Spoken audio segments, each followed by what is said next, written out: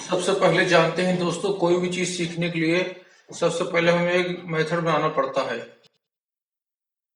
Method यानी योजना, approach करते हैं यानी अप्रोच यानी दृष्टिकोण बनाते हैं।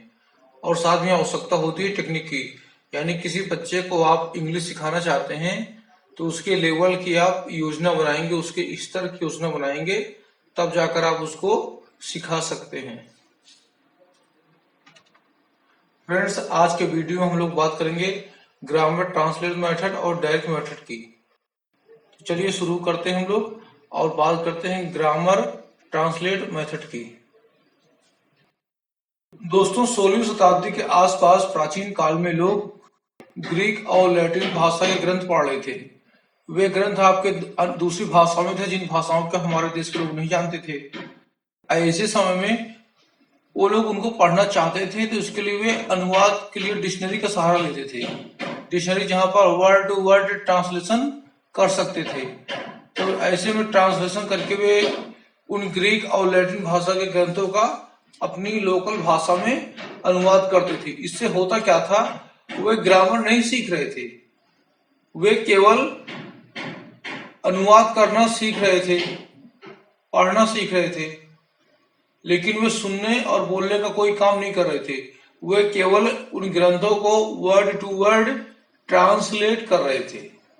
तो ऐसे में आप ये कह सकते हो, ग्रामर ट्रांसलेट मेथड में लिखने का काम होता है, पढ़ने का काम होता है, लेकिन बोलने और सुनने का काम नहीं होता। तो यानी आप लोग समझ गए, ग्रामर ट्रांसलेट मेथड में बोलने का और सुनने का कोई रोल नहीं होता, केवल पढ़ने का और लिखने का रोल होता है। आइए अब हम लोग इसकी डिफिनेशन इंग्लिश में देखते हैं और उसके बाद हिंदी में भी देखेंगे। फ्रेंड्स, यहाँ पर दिया है the grammar translation method is not new. जैसे हमने आपसे पहले भी कहा, यह मेथड प्राचीन काल से यूज हो रहा था, नया मेथड नहीं है। It has had different name, इसके कई नाम हैं, but it has been used by language teachers forwards, यानी इसको टीचर लोग लैंग्वेज में कन्वर्ट करने के लिए बहुत प्राचीन समय से यूज कर रहे हैं। Earlier in this century this method was used put knowledge of the ping students read and appreciate foreign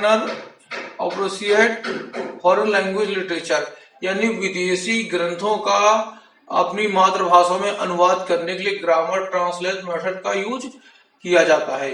it was also hope that through the study of the grammar of the target language student would become.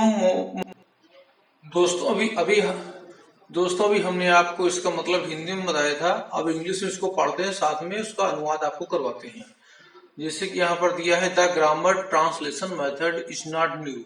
जैसे हमने आपको पहले बताया, ये पुराना method है, नया method नहीं है। It has had different name but it has been used by language teachers for many years. ये लैंग्वेज टीचर के द्वारा काफी समय से, कई वर्षों से इसका प्रयोग किया जा रहा है। Earlier in this century, this method was used for the purpose of helping students read and appreciate foreign language literature, यानी विदेशी भाषाओं को सीखने में छात्रों की सहायता करने में यह मेथड प्रयोग होता है। जैसे ग्रीक और लैटिन भाषाएं, ग्रीक लैटिन भाषा के अलावा अन्य भाषाओं को सीखने में भी यूज होता है, लेकिन आप लिखने के लिए इम्पोर्टेंट तौर पर दो भाषाओं के नाम याद कर लें, ग्रीक और लैटिन सीखने में इनका प्रयोग होता है। It was also hope that through the study of the grammar of the target language student would become more familiar with the grammar better. Finally it was through the foreign language learning would help student grow. कहने मतलब कि अब यहाँ पर हम लोग बात करते हैं, ये जो ग्रामर ट्रांसलेट मेथड है, ये टारगेट लैंग्वेज में कम यूज होता है और नेटिव लैंग्वेज में ज्यादा। ये नेटिव लैंग्वेज क्या होती है, देखिए, नेटिव लैंग्वेज आपकी मातृभाषा होती है और टारगेट लैंग्वेज जिसको आप सीखते हैं। मातृभाषा आप अपने वातावरण में रहकर सीख जाते हैं, तो आप ये कह सकते हैं नेटिव लैंग्वेज में द ग्रामर ट्रांसलेशन मेथड आसानी से आप यूज कर सकते हो, लेकिन आप उससे विदेशी भाषा नहीं सीख पाओगे। केवल थोड़ा बहुत भले आपको जानकारी हो जाए, लेकिन समझ नहीं पाओगे, क्योंकि इसमें वर्ड टू वर्ड ट्रांसलेशन होता है। केवल आप विदेशी ग्रंथों का अपनी नेटिव लैंग्वेज में अनुवाद कर सकते हो। हर देश की अपनी अपनी भाषा होती है। जैसे हम लोग भारत देश में हैं, हम लोग हिंदी में बात करते हैं क्योंकि हमारे वातावरण में हिंदी बोली जाती है, तो हमारी नेटिव लैंग्वेज हो गई हिंदी। लेकिन टारगेट लैंग्वेज सीखना क्यों कठिन होता है? क्योंकि उसका वातावरण नहीं होता। तो ग्रामर ट्रांसलेट मेथड से आप टारगेट लैंग्वेज नहीं सीख पाते, थोड़ा बहुत ही आपको जानकारी हो पाती है।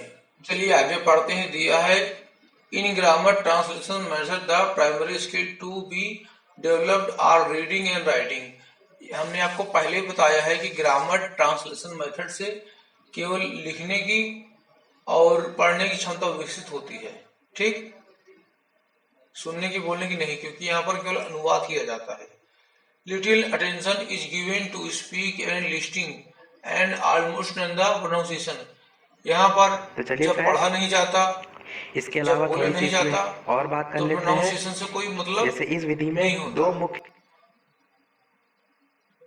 और आप यहाँ से नेटिव लैंग्वेज तो सीख जाएंगे, टारगेट लैंग्वेज नहीं सीख पाते, थोड़ा बहुत भले आपको जानकारी हो जाए। तो चलिए फ्रेंड्स, इसके अलावा थोड़ी सी और बात कर लेते हैं। इस विधि में आपके दो मुख्य लक्ष्य होते हैं। छात्रों को सोर्स लैंग्वेज में लिखे गए लिटरेचर को पढ़ने और अनुवाद करने और छात्रों के सामान्य बौद्धिक विकास के लिए सक्षम करने के लिए यूज होता है। व्याकरण अनुवाद विधि यूनानी, जिसको आप ग्रीक कहते हैं, और लैटिन भाषा के ग्रंथों का अनुवाद किया जाता था।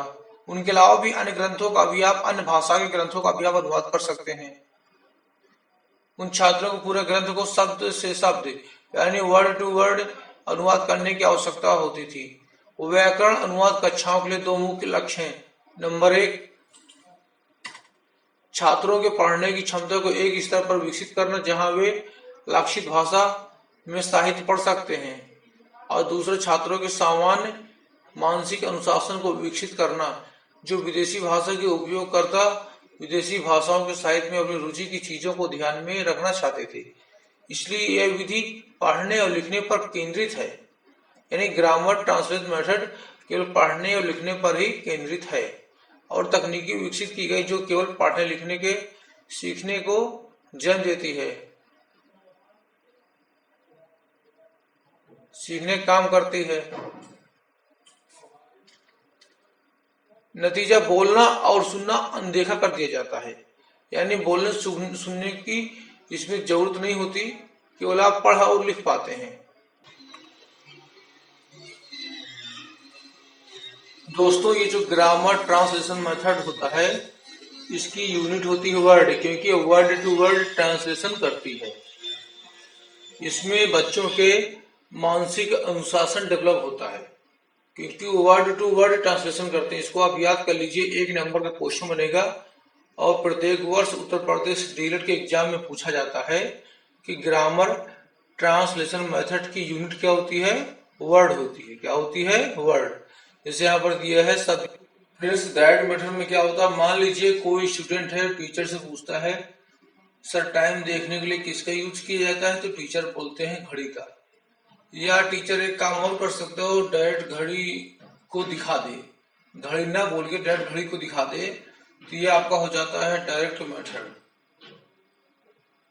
एग्जाम्पल, अब बात करते हैं इसके अंतर्गत आता क्या है। अब देखिए, मान लीजिए कोई एक बच्चा होता है, ठीक, बच्चा बचपन से हिंदी बोलना सीख जाता है या मातृभाषा बोलना सीख जाता है। क्यों सीखता है? क्योंकि उसके आसपास के वातावरण में हिंदी बोली जाती है। उसको बच्चा बचपन से सुनता है और बोलना सीख जाता है। अब हम लोग विदेशी भाषाएं नहीं जानते, खासकर अंग्रेजी। अगर हम बच्चों को सिखाना चाहें तो हमको एक ऐसा वातावरण, इन्वायरमेंट बनाना पड़ेगा जहां पर हर चीज अंग्रेजी की हो।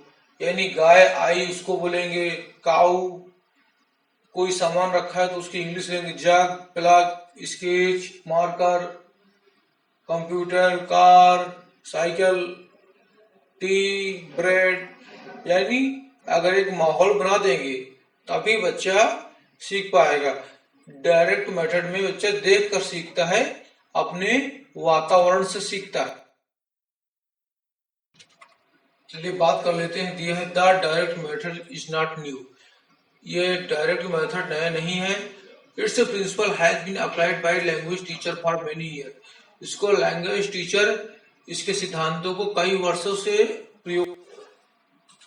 फ्लुएंसी जो आपका डायरेक्ट मेथड होता है, इसमें आपको सेंटेंस सिखाया जाता है, इसमें ग्रामर की आवश्यकता नहीं होती। इसमें आप अंग्रेजी पढ़ना, सुनना, बोलना सब सीख जाते हैं। यहाँ ग्रामर की आवश्यकता नहीं होती और ये वर्ड टू वर्ड ट्रांसलेट नहीं होता। इसमें कोई बच्चा होता है डायरेक्ट आपका सीख जाता है। कोई भी बच्चा होगा टारगेट लैंग्वेज से डायरेक्ट कनेक्ट होके सीख जाता है। जैसे कि हमने बताया था, ग्रामर ट्रांसलेट मेथड में नेटिव लैंग्वेज का यूज होता है और आपका द डायरेक्ट मेथड में टारगेट लैंग्वेज का यूज होता है। तो यहाँ पर बच्चा डायरेक्ट कनेक्टेड हो जाता है टारगेट लैंग्वेज से और सीखना शुरू कर देता है। यहाँ पर बच्चा सुनता भी है, बोलता भी है, समझता भी है और ग्रामर की कोई आवश्यकता नहीं होती है। चलिए आगे हिंदी में कुछ चर्चा कर लेते हैं। जैसे कि हमने आपको बताया था, ग्रामर ट्रांसलेशन मेथड में आपका पढ़ना लिखना यूज होता था और उसकी यूनिट आपकी वर्ड थी, और आपका ये जो डायरेक्ट मेथड है, यहाँ पर आपका बोलना और सुनना होता है और उसका यूनिट होता है सेंटेंस।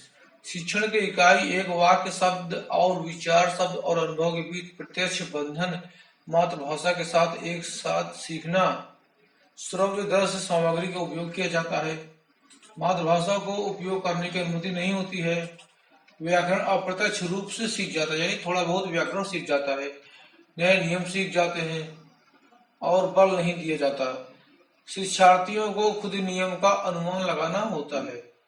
सरल से जटिल की ओर शब्दावली को पढ़ाया जाता है। रोज दैनिक उच्चारण से भी बच्चे भाषा सीख जाते हैं। व्याकरण यहाँ पर व्यवस्थित नहीं सिखाई जाती, व्याकरण कमजोर होती है क्योंकि इसमें समय लगता है। अनुभव के आधार पर शब्द का अर्थ लाने में कभी कभी मुश्किल होती है, वरना अनुभव के आधार पर अंग्रेजी बोलना सीख जाते हैं।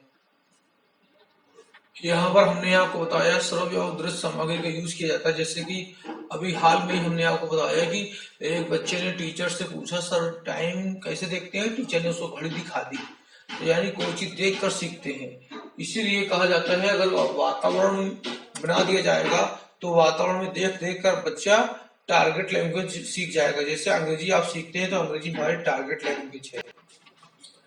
जैसे किसी बच्चे को प्रकृति के माथे छोड़ देंगे तो बच्चा कुछ नहीं सीख पाएगा, लेकिन जो भी सीखेगा वो अपने आप ही सीखेगा, आत्मनिर्भर होकर सीखेगा। इसी प्रकार यहाँ पर देखिए, नए नियम नहीं सिखाए जाते, बच्चे सब अपने आप सीखते हैं और बच्चे सेल्फ डिपेंड होकर सीखते हैं। तो ये इसकी कमी भी हो सकती है और उसकी विशेषता भी हो सकती है। दोस्तों, जहां पर किसी मेथड की विशेषताएं होती हैं तो उस मेथड में कमियां भी होती हैं। चलिए हम चर्चा करते हैं इस मेथड की कमियों के बारे में।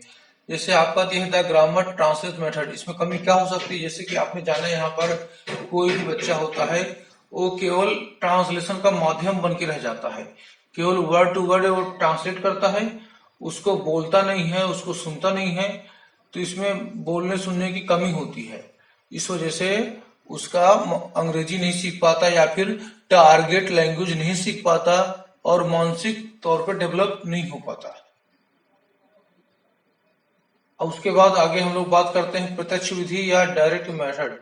इस मेथड में क्या है? इस मेथड में देखिए ग्रामर कमजोर होता है क्योंकि बच्चा वातावरण से सीखता है और श्रव्य दृश्य सामग्री का प्रयोग किया जाता है। अगर श्रव्य दृश्य सामग्री नहीं होती तो आसानी से नहीं सीख पाता। यहाँ पर मातृभाषा का प्रयोग नहीं होता है और बच्चे को अपने आप से बनाने पड़ते हैं नियम, तो उसमें भी कुछ ना कुछ कमियां होती है क्योंकि बिना किसी के मार्गदर्शन के आप कोई नियम बनाएंगे तो उसमें हमेशा मिस्टेक रहेगी, इसलिए मार्गदर्शन की भी आवश्यकता होती है। और हमारे देश में क्या है कि कक्षाओं में भीड़ रहती है, यहाँ मातृभाषा को पढ़ाया नहीं जाता क्योंकि कोई वातावरण नहीं होता। मातृभाषा की तरह यहाँ पर टारगेट लैंग्वेज को सिखाया नहीं जाता क्योंकि उसका कोई वातावरण नहीं होता है। और जब तक वातावरण नहीं होगा तो बच्चा अच्छे से सीख नहीं पाएगा। और ये मेथड बच्चों के लिए तो लागू किया जा सकता है लेकिन बड़ों पर नहीं। आशा करते हैं कि आज की क्लास आपको पसंद आई होगी। नेक्स्ट वीडियो में हम लोग चर्चा करेंगे अन्य मेथड की, डॉक्टर बाइलिंगुअल मेथड की चर्चा करेंगे और जो मेथड होते हैं उनकी चर्चा करेंगे। और ये जो आप पीडीएफ देख रहे हैं, इस पीडीएफ को आप डाउनलोड कर सकते हैं डिस्क्रिप्शन बॉक्स से, या तो आप हमारा टेलीग्राम ग्रुप ज्वाइन कर लें। टेलीग्राम ग्रुप का नाम है फतेहपुर टेक्नोलॉजी, जिसका लिंक आपको वीडियो के नीचे मिल जाएगा। जो चीजें आपको हम यूट्यूब में नहीं दे पाते वे आपको हम टेलीग्राम चैनल के माध्यम से दे देते हैं, इसलिए टेलीग्राम ग्रुप ज्वाइन करें। क्लासेस आपको रेगुलर मिलेगी। मिलते हैं नेक्स्ट क्लास में, तब तक के लिए जय हिंद, जय भारत, जय सीताराम।